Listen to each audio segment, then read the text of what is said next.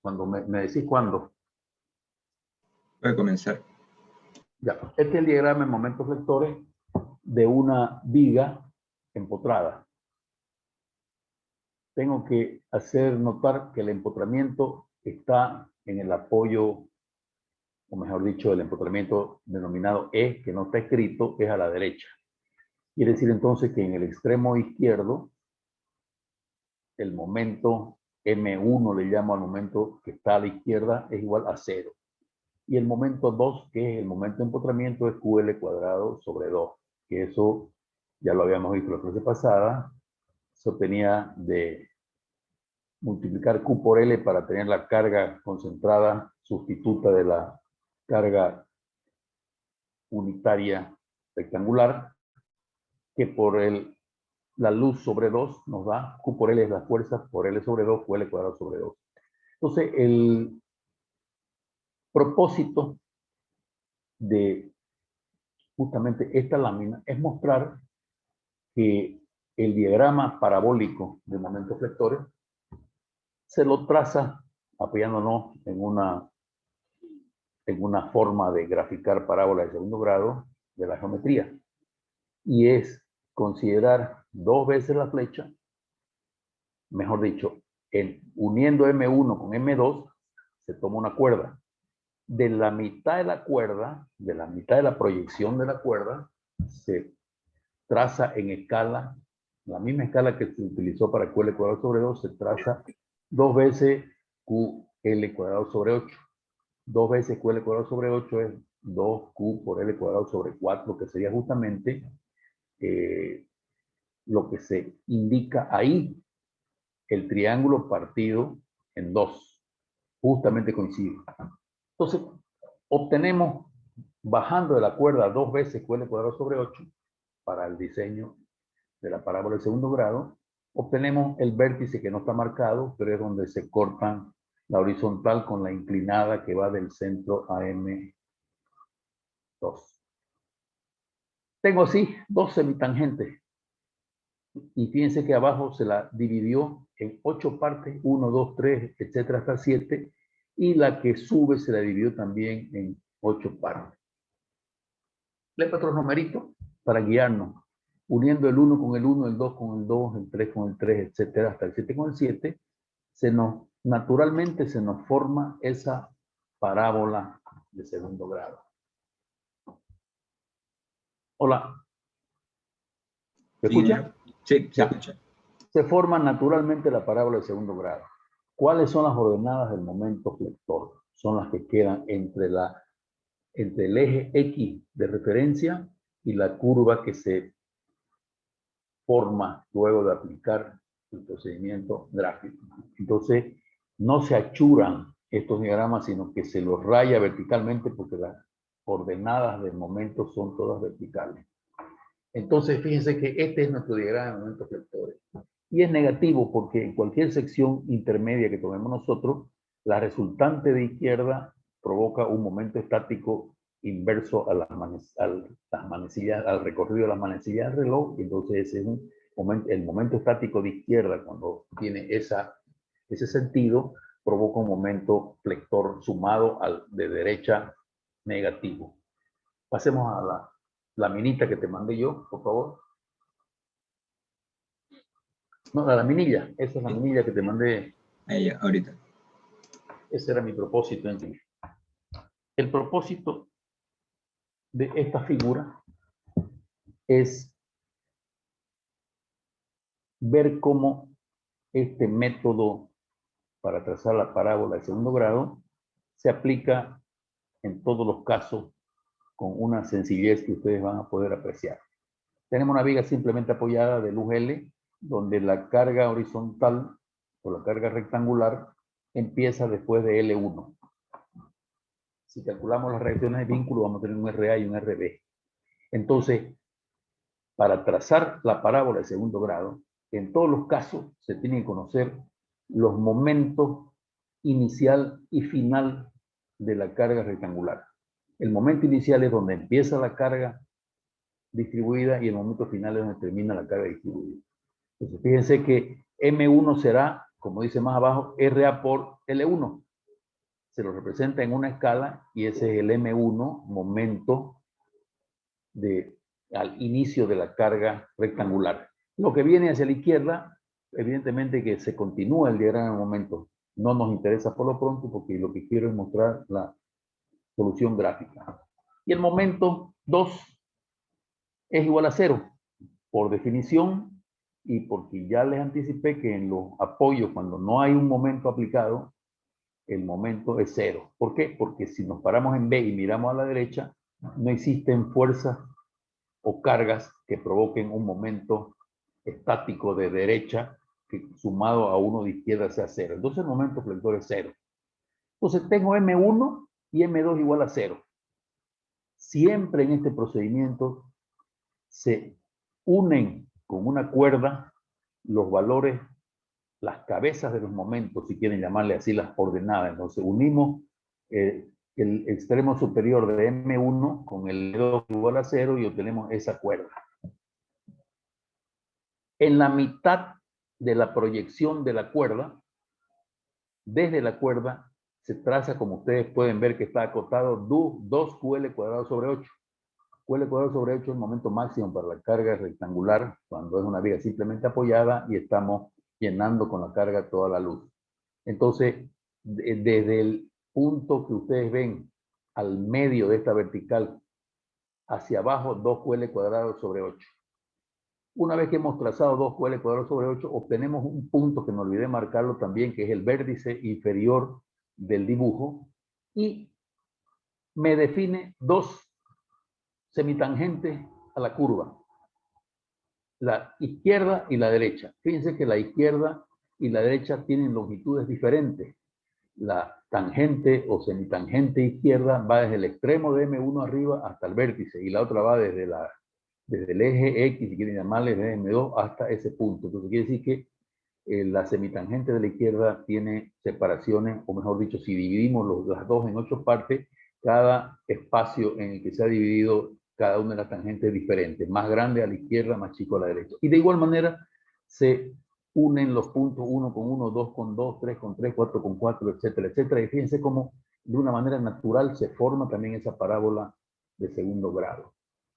Esa parábola de segundo grado que está marcada con amarillo, lo que queda por encima de la recta X de referencia es negativo y lo que queda por debajo es positivo. Entonces, ese es nuestro diagrama de momentos flectores en correspondencia con la carga horizontal.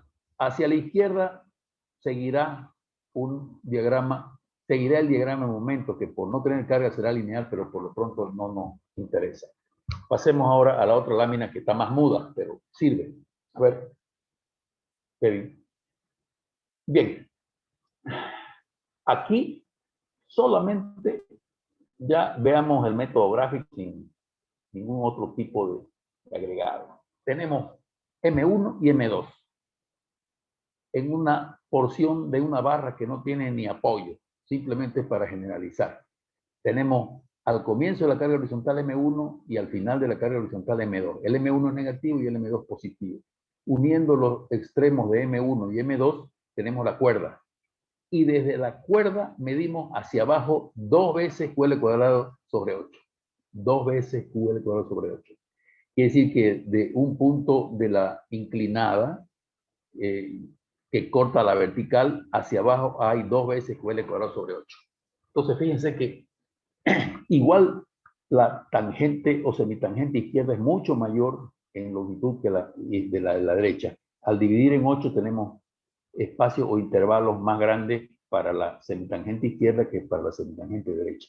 Igual unimos 1 con 1, 2 con 2, 3 con 3, etc. Y fíjense que se nos forma la figura que ustedes pueden ver que está en M2 y M1.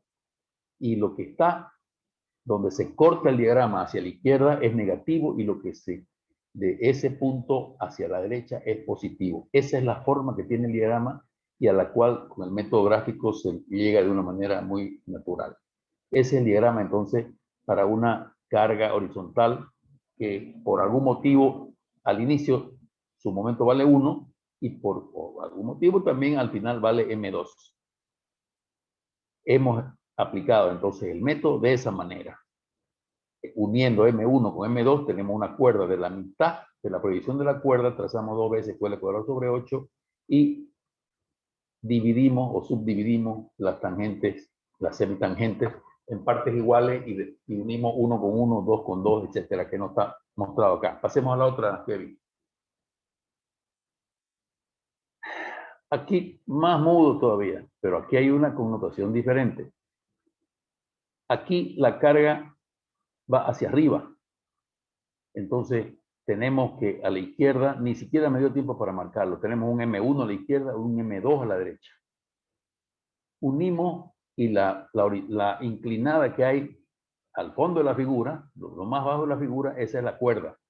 Entonces, de la mitad de la proyección de la cuerda, 2 veces Q al cuadrado sobre 8, llegamos al punto arriba, que es donde las semitangentes convergen. Entonces, del extremo de M1 que va hacia abajo y del extremo de M2 que está abajo también, hacia ese punto, tenemos las dos tangentes extremas. Dividimos estas semitangentes y aplicamos ya el procedimiento y vemos que 1 con 1, 2 con 2, se nos forma esta figura como la carga es hacia arriba, la panza es hacia arriba. Entonces la pancita que ustedes ven ahí es hacia arriba porque la carga o el sentido de la carga es al inverso que en otro ejercicio es de abajo para arriba. Entonces, siempre aplicamos esto y pueden darse cualquier situación en la que simplemente uniendo los extremos superiores de las coordenadas de momento inicial y final, obtenemos la cuerda, dividimos la proyección de la cuerda en 2 y desde la cuerda trazamos 2 veces Q al cuadrado sobre 8, subdividimos la tangente y trazamos y así tenemos esa figura. Eso es, Kevin. Bueno, el diagrama de esfuerzos de corte es el que ustedes pueden ver. Ya lo comentamos en la anterior clase y vamos a pasar a donde dice diagramas de MX, de MZ de X, QI de X y QI de X. Y QI de X. Bueno, perfecto. Acá, para la misma viga en voladizo, se ha resuelto ya no por derivación, sino por integración.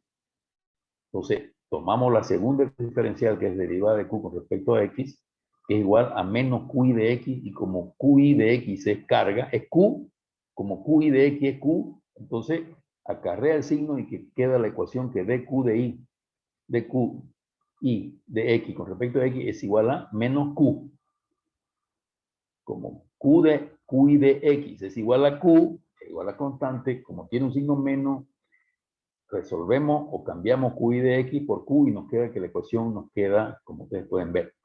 Si traspasamos el diferencial X al segundo miembro, obtenemos dos ecuaciones con diferenciales.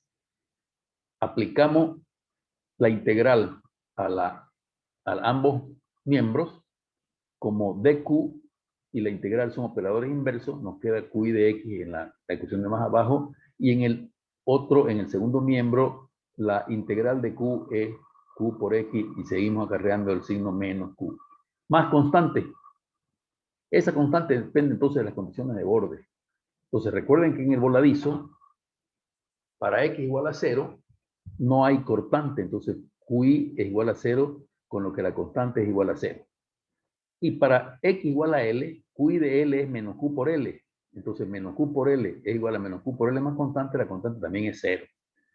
Quiere decir que la ecuación de corte nos queda directamente QI de X igual a menos Q por X. Ecuación lineal.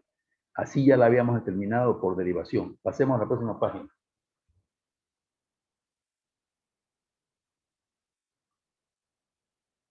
Bueno, en esta página próxima ya damos porque, a ver, en la anterior página faltó integrar una vez más, no sé qué pasó.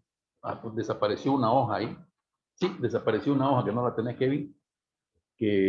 No, es la 10, si no me equivoco. No la tenés la 10, ¿no? No.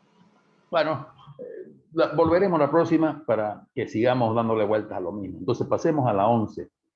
¿Qué significa la 11? La 11 es el mismo voladizo, ¿con qué diferencia? Que el empotramiento se encuentra al lado izquierdo. Entonces, cuando planteamos las ecuaciones por derivación de momento, mejor dicho, cuando planteamos la ecuación de momento por derivación, tenemos nosotros que ya acá, al recorrer la viga de izquierda a derecha, las reacciones se encuentran en la primera sección. Entonces tenemos RE, que es Q por L, y tenemos ME, que es menos QL cuadrado sobre 2. Entonces, derivando, obtenemos la MZ de X. Fíjense que la expresión es distinta a la que obtuvimos antes, pero al final de cuentas, si nosotros luego de plantear esa ecuación, que es RE por X menos ME menos Q por X sobre 2, obtenemos la expresión subrayada como Q por L por X menos QX cuadrado sobre 2 menos QL sobre 2, que es una función de segundo grado. Fíjense que es mucho mayor, son más términos que en el primer caso cuando el empotramiento estaba a la derecha, pero es porque nosotros partimos de las reacciones en la sección inicial. Y si reemplazamos para X igual a 0, vamos a tener, fíjense ustedes que nos da el mismo valor de momento de empotramiento, menos QL cuadrado sobre 2. Y para X igual a L, nos da 0, como corresponde, porque en el otro extremo no hay momento rector. Pasemos a la próxima página.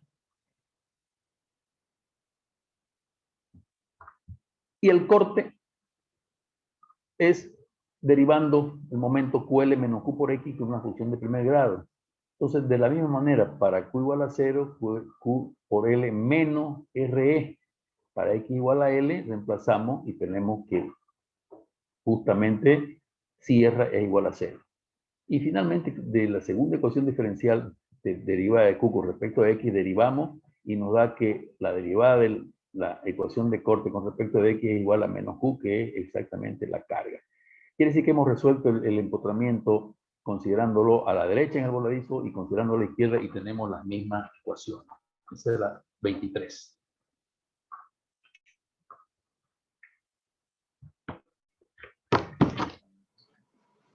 Existencia de mi parte, cuando no es básico, pero que tiene que formar la base de una pirámide.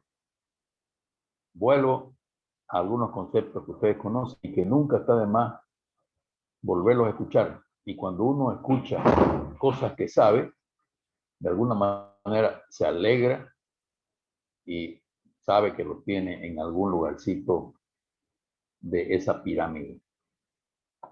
Entonces, algunos conceptos a hacer la introducción a la cadena cinemática, a las estructuras isostáticas de más de una chapa.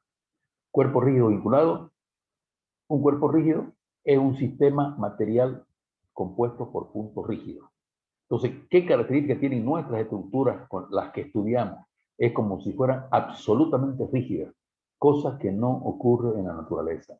Todos los cuerpos rígidos y nuestras estructuras reales, edificios, puentes, torres, todo, son sistemas rígidos, pero todos tienen deformaciones de alguna. ¿Cuál es el arte de proyectar una estructura? Que esta estructura sea lo suficientemente resistente, estable a las acciones que la van a someter, y además que tenga la suficiente rigidez para que la misma se comporte sin que afecte negativamente los sentidos. Ya les dije en algún momento que si cruzamos una acequia con un puente improvisado, una tabla, si la tabla es rígida y tiene un buen espesor, bueno, vamos a pasar con confianza. Si no lo es, esta tabla se va a deformar demasiado y posiblemente nos provoque un malestar a los sentidos y miedo. Vamos a empezar, entonces, teniendo en cuenta que el punto rígido es el que compone todo nuestro sistema, toda nuestra estructura. Y ese punto lo vamos a considerar como un punto, solamente un punto, una célula de nuestro sistema rígido, pero ese punto dividiendo en un espacio E1, en un espacio E2 y un espacio E3, que es lo que se señala con azul. Un punto en E1, E2 y E3. Entonces, primero, el sistema en E1. ¿Cuál es E1? E1 es un espacio único, es decir, que la ubicación de ese punto solamente la podemos dar, tenemos la posibilidad de darla con una sola coordenada. Entonces, fíjense que ese punto E1, trazamos nuestro sistema E1 representando X por el semieje menos X que va de 0 a infinito y el semieje más X que va de 0 a infinito. Entonces, ese punto P1, en posición de ese punto P1, desde el origen de las coordenadas a una distancia X, esa X sería la coordenada o la abscisa posición de ese punto. X tiene un rango de validez de menos infinito a más infinito. Entonces, ¿qué posibilidades de movimiento tiene ese punto? Solamente desplazarse según X. Entonces, aquí, si definimos el grado de libertad como el número de coordenadas libres, ustedes ya conocen esa definición de memoria, grado de libertad es el número de coordenadas libres que posee un sistema. Entonces, aquí es igual a 1. ¿Por qué? Porque es una sola coordenada libre que podemos modificar. Entonces, si esa coordenada las restringimos, le damos un valor, el grado de restricción al movimiento, le llamamos B, que es la simbolización de vínculo o de restricción al movimiento. B es el número de coordenadas restringidas o de posibilidades de movimiento. Pasen.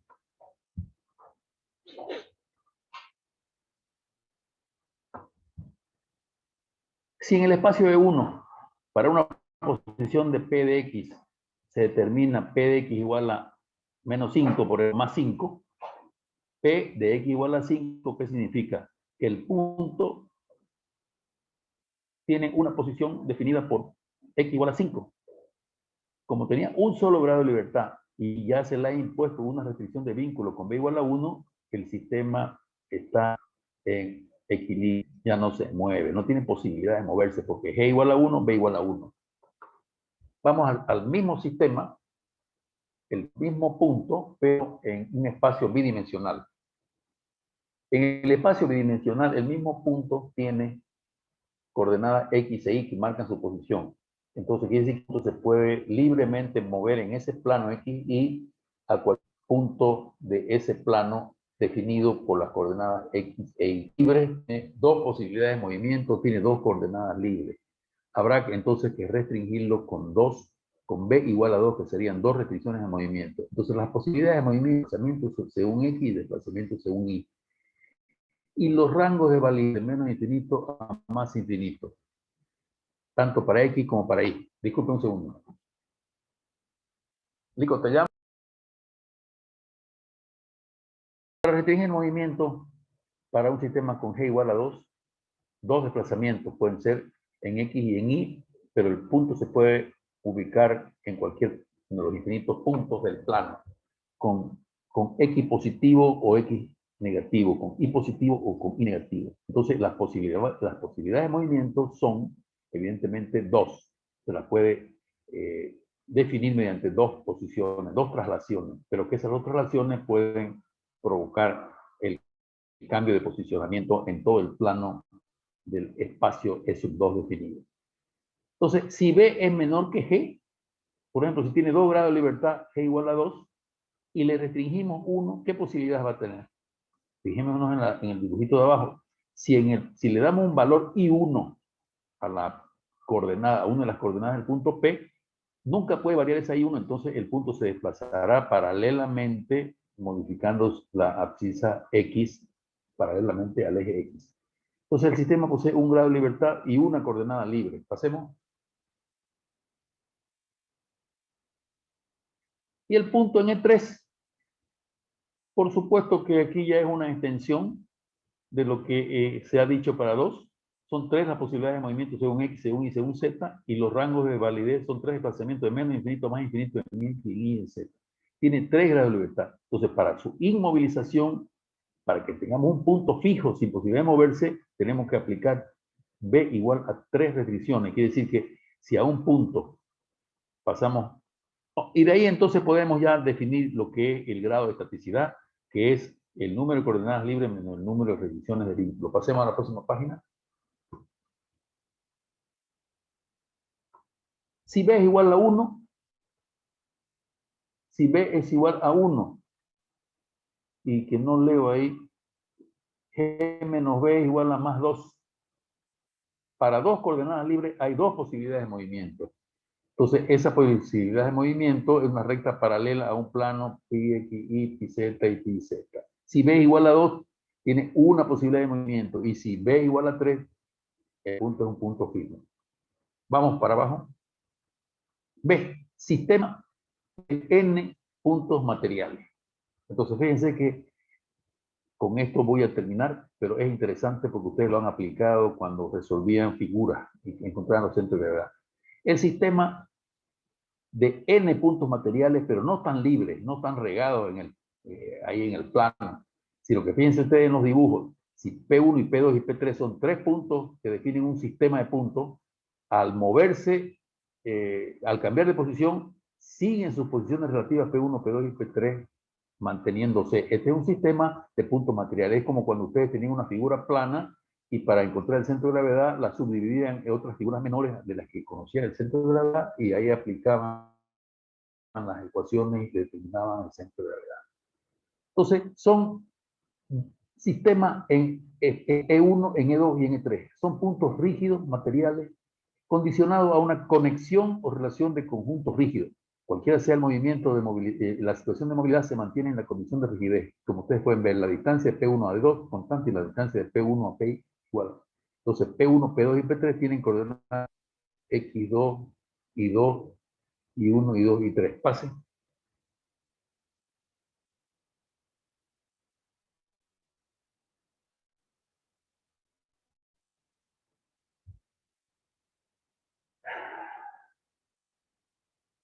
Bueno,